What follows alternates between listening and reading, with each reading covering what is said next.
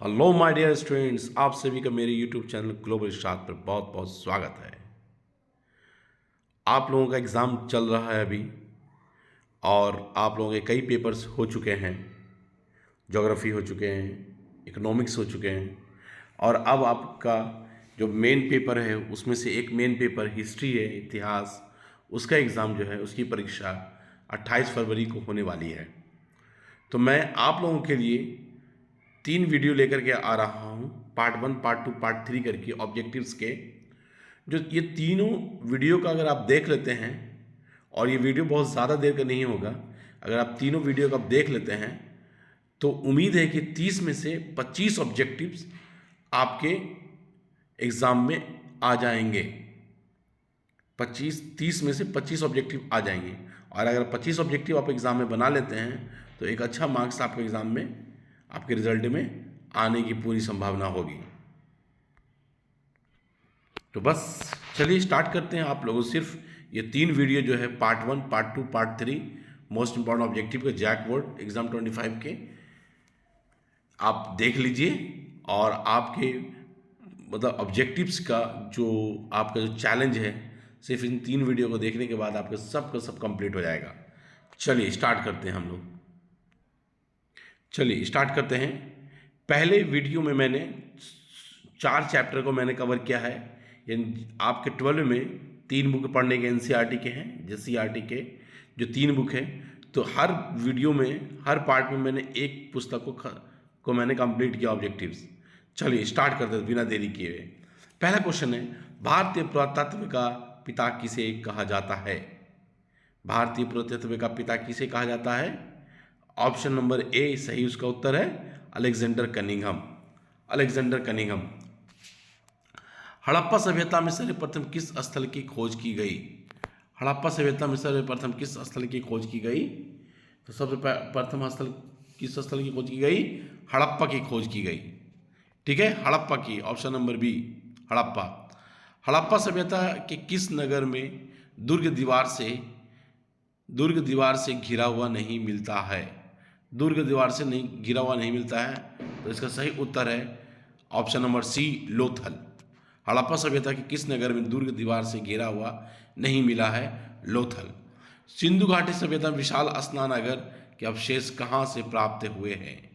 सिंधु घाटी के सभ्यता में, सिंधु घाटी सभ्यता में विशाल स्नानागार मतलब नहाने का जो अवशेष कहाँ से प्राप्त हुए हैं? तो मोहनजोदड़ो से। ठीक है, मोहनजोदड़ो से।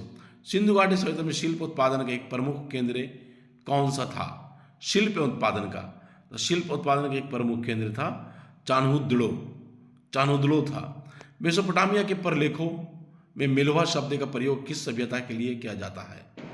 मेसोपोटामिया के प्रलेखों में मिलवा शब्द का प्रयोग किस सभ्यता में किया जाता है, के लिए किया जाता है? तो ये है हड़प्पा सभ्यता के लिए। हड़प्पा सभ्यता के लिए मेलवा शब्द हड़प्पा सभ्यता के लिए है। लोथल कहाँ है? तो लोथल गुजरात में। लोथल कहाँ है? तो लोथल गुजरात में। हड़प्पा किस नदी के किनारे स्थित है? हड़प्पा किस नदी के किनारे स्थित है? तो रावी नदी के किनारे स्थित है। हड़प्पा रावी नदी के किनारे स्थित है। सिंधु घाटी के निवासियों को सोना कहाँ से प्राप्त होता था? सिंधु घाटी के निवासियों को सोना कर्नाटक से प्राप्त होता था। सिंधु घाटी के निवासियों को सोना कर्नाटक से प्राप्त होता था। सिंधु घाटी सभ्यता में बंदरगाह का प्रमाण कहाँ मिलता है? बंदरगाह का प्रमाण कहाँ मिलता था? बंदरगाह कहाँ था? लोथल गुजरात में। ठीक है, लोथल गुजरात में। हड़प्पा सभ्यता का किस देश के साथ व्यापारिक संबंध नहीं था? तो हड़प्पा सभ्यता का संबंध ईरान से, अफगानिस्तान से, मेसोपोटामिया से था, लेकिन चीन से नहीं था। तो हड़प्पा सभ्यता का किस देश के साथ व्यापारिक संबंध नहीं था? तो चीन के साथ नहीं था। अब देखिए, जुते हुए खेत का प्रमाण कहाँ से मिला है? जुते हुए खेत का प्रमाण कहाँ से मिला है? तो कालीबंगा से। जुते हुए खेत का प्रमाण कहाँ से मिला है? कालीबंगा से। हड़प्पा वासियों को लाजवर्द मणि कहाँ से प्राप्त हुआ है? तो शोरतुघई से। ठीक है, लाजवर्द मणि कहाँ से प्राप्त होता था? शोरतुघई से। क्षेत्रफल के अनुसार सिंधु घाटी सभ्यता का सबसे बड़ा नगर कौन सा था? तो सिंधु घाटी सभ्यता का सबसे बड़ा स्थल था मोहनजोदड़ो। ठीक है, मोहनजोदड़ो। हड़प्पा सभ्यता की लिपि की मुख्य विशेषता क्या थी? तो हड़प्पा सभ्यता की मुख्य लिपि की मुख्य विशेषता क्या थी? यह दाएं से बाएं की ओर लिखी जाती थी। ठीक है, यह दाएं से बाएं की ओर लिखी जाती थी। अब चलते हैं हम लोग सेकंड चैप्टर पे। ठीक है, राजा, किसान और नगर, इस पे चलते हैं। इसके ऑब्जेक्टिव्स को हम लोग देखते हैं। अशोक के अभिलेख को सर्वप्रथम किसने पढ़ा? अशोक के अभिलेख की सर्वप्रथम किसने पढ़ा? तो जेम्स प्रिंसेप ने पढ़ा। अभिलेख में देवनाम पियदसी किस राजा को कहा गया है? अभिलेखों में देवनाम पियदसी किस राजा को कहा गया है? तो अशोक को कहा गया है। अशोक को कहा गया है। अशोक का नाम था, देवनाम पियदसी भी नाम था। बौद्ध ग्रंथ और जैन ग्रंथों में कितने महाजनपदों का उल्लेख है? तो 16 महाजनपदों का उल्लेख है। 16 महाजनपदों का उल्लेख है। मगध महाजनपद की प्रारंभिक राजधानी कहाँ थी? तो मगध महाजनपद की पहली राजधानी कौन थी? तो राजगृह थी, जिसका भी नया नाम है, आधुनिक नाम है राजगीर। ठीक है, राजगृह। इंडिका किसकी रचना है? तो इंडिका मेगास्थनीज की रचना है। इंडिका किसकी रचना है? इंडिका मेगास्थनीज की रचना है। द्वितीय नगरीकरण के नगरों को क्या कहा जाता है? द्वितीय नगरीकरण के नगरों को क्या कहा जाता है? तो लौह युगीन नगर कहा जाता है। लौह युगीन नगर कहा जाता है। समुद्रगुप्त की प्रयाग प्रशस्ति की रचना किसने किया?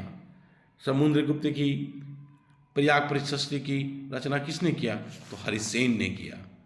ठीक है, हरिसेन ने किया। भारत का नेपोलियन किस शासक को कहा गया है? तो भारत का नेपोलियन किस शासक को कहा गया है? समुद्रगुप्त को कहा गया है। हर्षवर्धन के राजकवि कौन थे? तो हर्षवर्धन के राजकवि बाणभट्ट थे। ठीक है, बाणभट्ट थे। अशोक के धम की लिपि क्या थी? मतलब अशोक की जो धम है, वो जो लिपि लिखते थे, वो कौन सी लिपि में लिखी गई है? तो ब्राह्मी लिपि है। ठीक, जैसे हिंदी होती है, वो क्या देवनागरी है? इसी तरह से अशोक के धम जो थे, उस किस लिपि में लिखी गई थी? ब्राह्मी लिपि में। फूट डालकर विजय प्राप्त करने का कार्य सर्वप्रथम किस राजा ने किया? फूट डालो और शासन करने का कार्य जो है सर्वप्रथम किस राजा ने किया? अजातशत्रु ने किया। अजातशत्रु ने किया। किसके अभिलेख में भूमि दान का उल्लेख मिलता है? किसके अभिलेख में भूमि दान का उल्लेख मिलता है? तो प्रभावती गुप्त के अभिलेख में भूमि दान।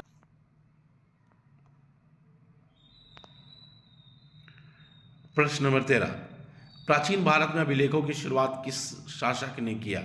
प्राचीन भारत में अभिलेखों की शुरुआत किस शासक ने किया? तो अशोक ने किया। ठीक है, अशोक ने किया। मुद्रा राक्षस किसकी रचना है? मुद्रा राक्षस किसकी रचना है? तो मुद्रा राक्षस किसकी रचना है? विशाखदत्त की रचना है। मुद्रा राक्षस विशाखदत्त की रचना है। अपने स्वयं के खर्चे से सुदर्शन झील की मरम्मत किसने करवाया? अपने स्वयं के खर्चे से सुदर्शन झील की रचना किसने करवाया? तो रुद्रदामन ने करवाया। तो रुद्रदामन ने करवाया। इस तरह से 2 चैप्टर हो गया। अब हम लोग चलते हैं तीसरे चैप्टर पर। तीसरा चैप्टर है बंधुत्व, जाति तथा वर्ग। ठीक है, अब इससे हम लोग देखेंगे ऑब्जेक्टिव में कि संस्कृत ग्रंथों में कुल शब्द का प्रयोग किसके लिए की गई है? तो कुल शब्द संस्कृत ग्रंथों में कुल शब्द जो है परिवार के लिए प्रयोग की गई है। परिवार के लिए। महाभारत की रचना किसने किया? तो महाभारत की रचना वेद व्यास ने किया। महाभारत की रचना किसने किया? तो वेद व्यास ने किया। महाभारत का युद्ध कुरुक्षेत्र में कितने दिनों तक चला? महाभारत का युद्ध कुरुक्षेत्र में कितने दिनों तक चला? तो 18 दिनों तक चला। 18 दिनों तक चला। महाभारत कालीन समाज का स्वरूप कैसा था? महाभारत समाज के जो ये थे, समाज का स्वरूप कैसा था? तो पितृसत्तात्मक था। पितृसत्तात्मक था। मनुस्मृति में कितने प्रकार के विवाह का उल्लेख मिलता है? तो 8 प्रकार के विवाह का उल्लेख मिलता है। मनुस्मृति में कितने प्रकार के विवाह का उल्लेख मिलता है? तो 8 प्रकार के। दुर्योधन की माँ कौन थी? तो दुर्योधन की माँ कौन थी? गांधारी थी। ठीक है, याद रखिए, गांधारी थी। मानव के संपूर्ण जीवन को कितने भागों में बांटा गया है? तो मानव के संपूर्ण जीवन को 4 भागों में बांटा गया है। ठीक है, 4 भागों में बांटा गया है। महाभारत की रचना किस भाषा में हुई थी? महाभारत की रचना संस्कृत भाषा में हुई थी। महाभारत की रचना किस भाषा में हुई थी? संस्कृत भाषा में हुई थी। पुराणों की संख्या कितनी है?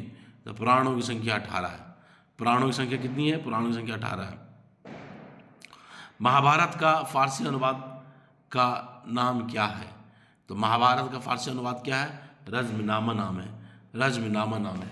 महाभारत में का फारसी अनुवाद क्या है? रज़्मनामा याद है। अब देखिए, मिर्च कटिकम के लेखक का क्या नाम है? ठीक है, मिर्च कटिकम के लेखक का क्या नाम है? लिखें। तो शूद्रक है। ठीक है, शूद्रक। मिर्च कटिकम के लेखक कौन थे? शूद्रक थे। तो इस तरह से आपका 3 चैप्टर हुआ। फटाफट चौथे चैप्टर पे चलते हैं हम लोग।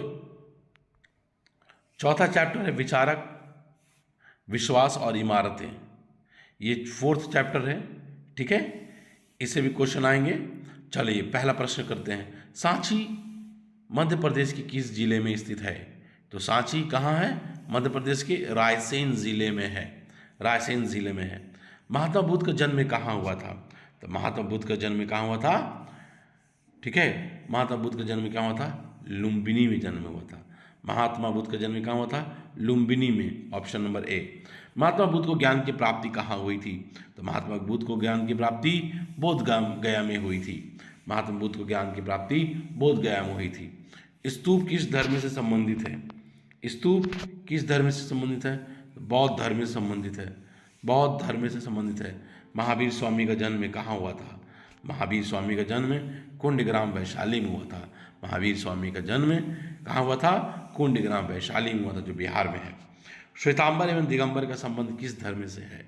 तो श्वेतांबर और दिगंबर का संबंध जैन धर्म से है। श्वेतांबर जो श्वेत वस्त्र धारण करते थे, दिगंबर जो वस्त्र धारण नहीं करते थे। जैन धर्म के 24वें तीर्थंकर कौन थे? तो जैन धर्म में 24 तीर्थंकर हुए थे। तो 24वें कौन था? महावीर स्वामी। अब पहले कौन थे? ठीक है, पहले कौन थे? ऋषभदेव, आदिनाथ भी थे, ऋषभदेव। महात्मा बुद्ध ने अपना प्रथम उपदेश कहाँ दिया था? महात्मा बुद्ध ने जैन धर्म में 24वें तीर्थंकर कौन थे? महावीर स्वामी। महात्मा बुद्ध ने अपना प्रथम उपदेश कहाँ दिया था? सारनाथ में। सारनाथ कहाँ है? बनारस में है। महात्मा बुद्ध के बचपन का क्या नाम था? महात्मा बुद्ध के बचपन का नाम था सिद्धार्थ। ठीक है, महात्मा बुद्ध के बचपन का नाम क्या था? सिद्धार्थ नाम था। वीर शैव यानी लिंगायत आंदोलन के जनक कौन है?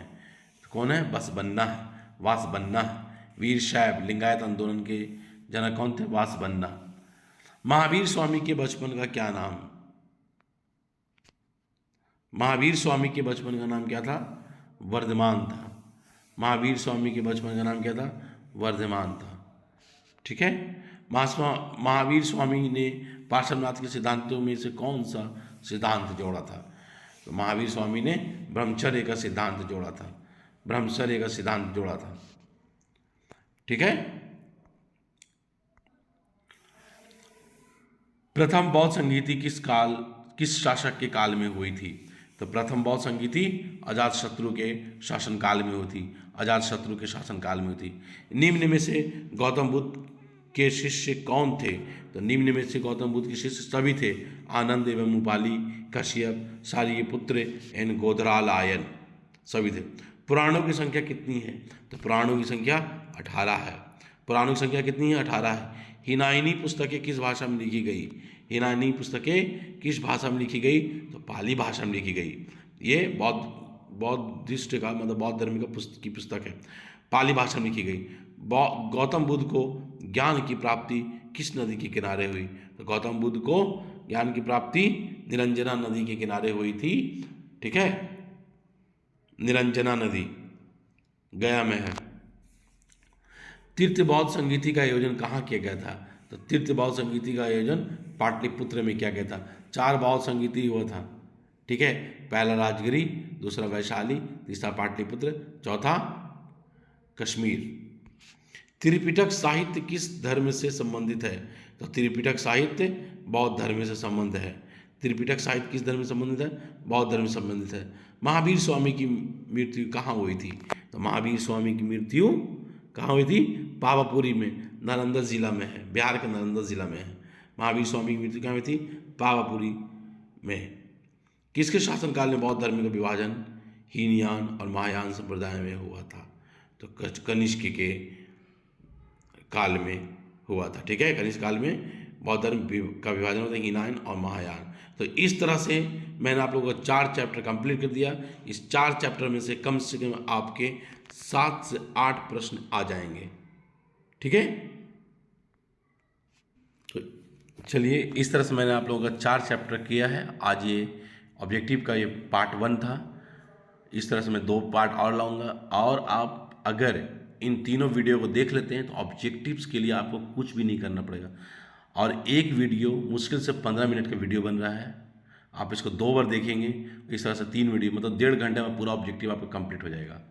तो ओके, आप अगले पार्ट की इंतज़ार कीजिए। प्लीज़ अगर ये आपको अच्छा लगे तो अपने दोस्तों को दीजिए, उनको भी सेंड कीजिए, शेयर कीजिए, लाइक कीजिए और मेरे वीडियो को सब्सक्राइब कीजिए। Thank you, all the best.